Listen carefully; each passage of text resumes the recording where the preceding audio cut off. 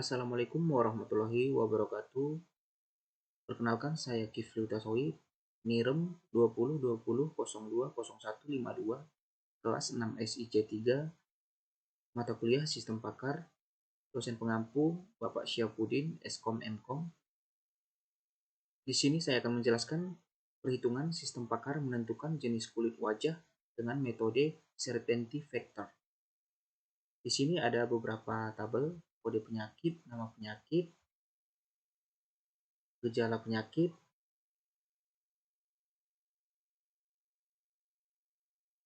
dan penyakit gejala. Di mana soalnya adalah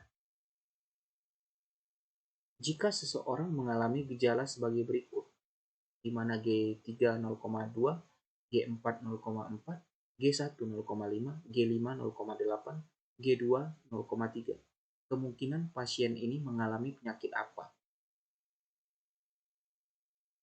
Jadi kita bisa mengerjakannya dengan cara kita urutkan dari gejala yang terkecil. G1, kita cek G1. Di sini G1, nama gejalanya kulit kelihatan kering. Kita bisa buat di sini G1 sama dengan kulit kelihatan kering. Di mana rumusnya adalah CF HE1 sama dengan CF H1 dikali CF E1. Di mana H di sini adalah nilai dari user dan E adalah nilai dari pakar. CFH1, kita lihat CFH1 0,5 dan 0,8 untuk pakarnya CFE1 0,8. Jadi kita bisa di sini menjumlahkan 0,5 dikali 0,8 sama dengan 0,4. Kemudian G2. G2 itu nama gejalanya kulit kelihatan berminyak. Rumusnya tetap sama, di mana CFH1-nya nilai dari user 0,3. Kemudian nilai dari pakarnya adalah 0,6. Berarti kita bisa mengkalikan 0,3 dikali 0,6. Hasilnya adalah 0,18. Begitu juga dengan G3, alergi. Di mana H1-nya adalah G3 0,2 dan nilai dari pakar adalah 0,5. Berarti 0,3 0,2 dikali 0,5. Hasilnya adalah 0,1. Kemudian G4 dengan nama gejala tekstur kulit wajah tipis, di mana H1-nya adalah nilai dari user adalah 0,4 dan nilai dari pakarnya adalah 0,2. Berarti kita bisa mengkalikan 0,4 dikali 0,2. Hasilnya adalah 0,08.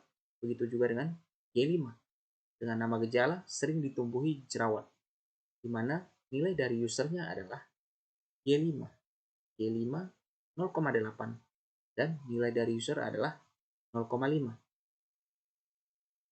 Jadi kita bisa memperkalikan 0,8 dikali 0,5.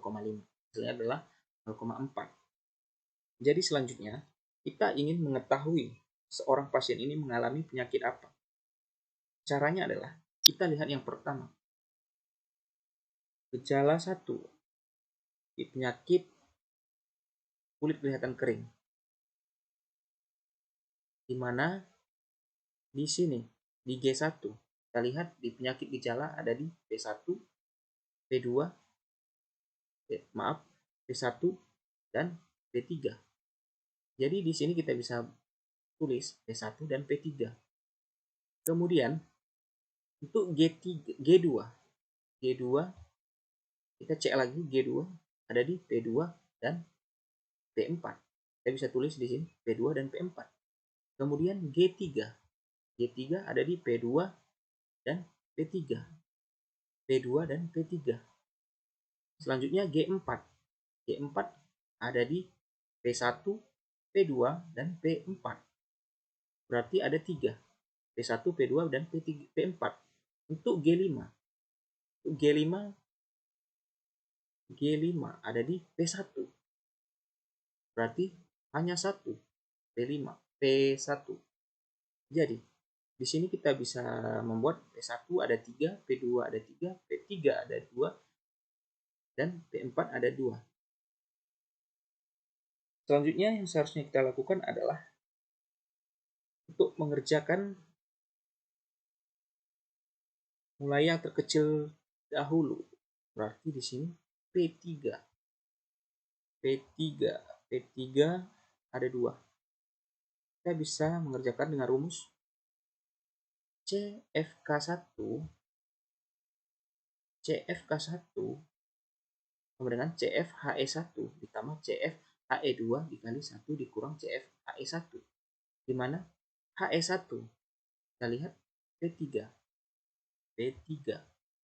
P3-nya ada di G1 0,4 dan 0,1 di G3.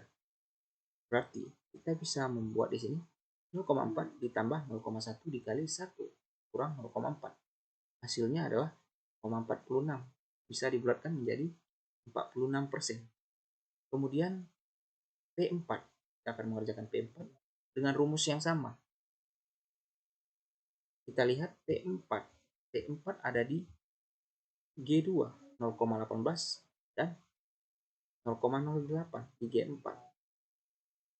Berarti kita bisa buat di sini 0,18 ditambah 0,08 dikali 1 dikurang 0,18. Hasilnya adalah 0,2456. Bisa dibuatkan menjadi 24%. Kemudian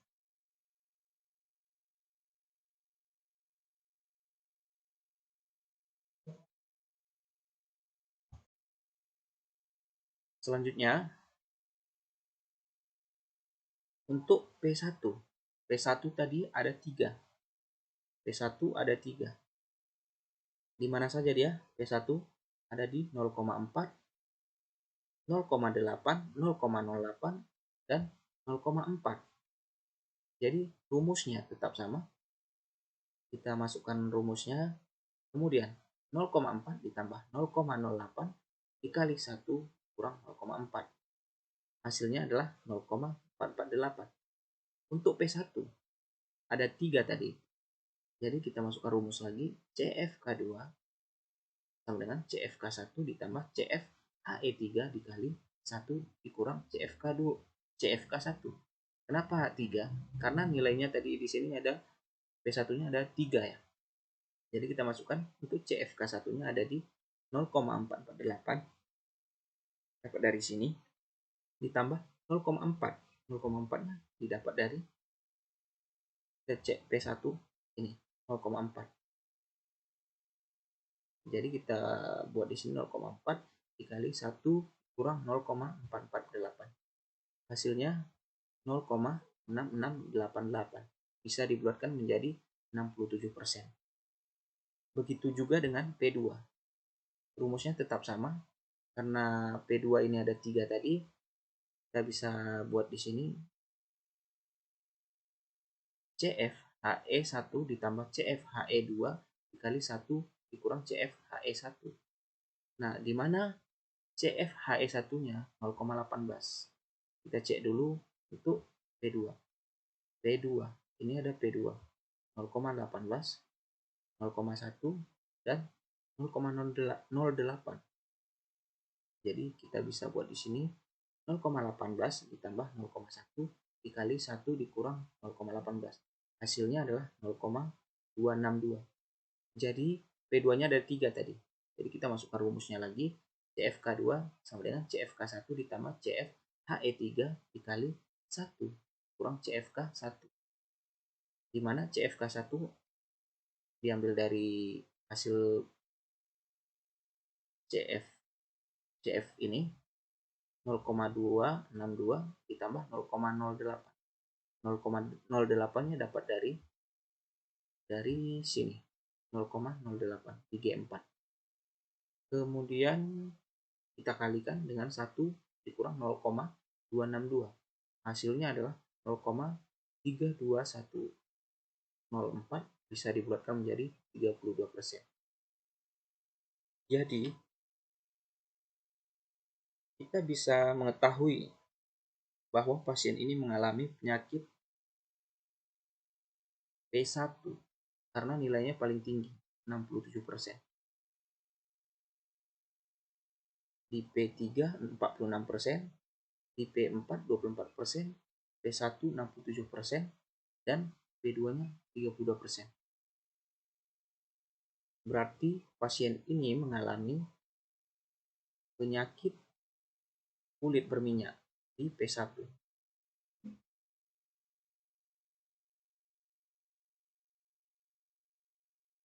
Sekian hasil penyelesaian saya pada kali ini. Lebih dan kurang saya mohon maaf.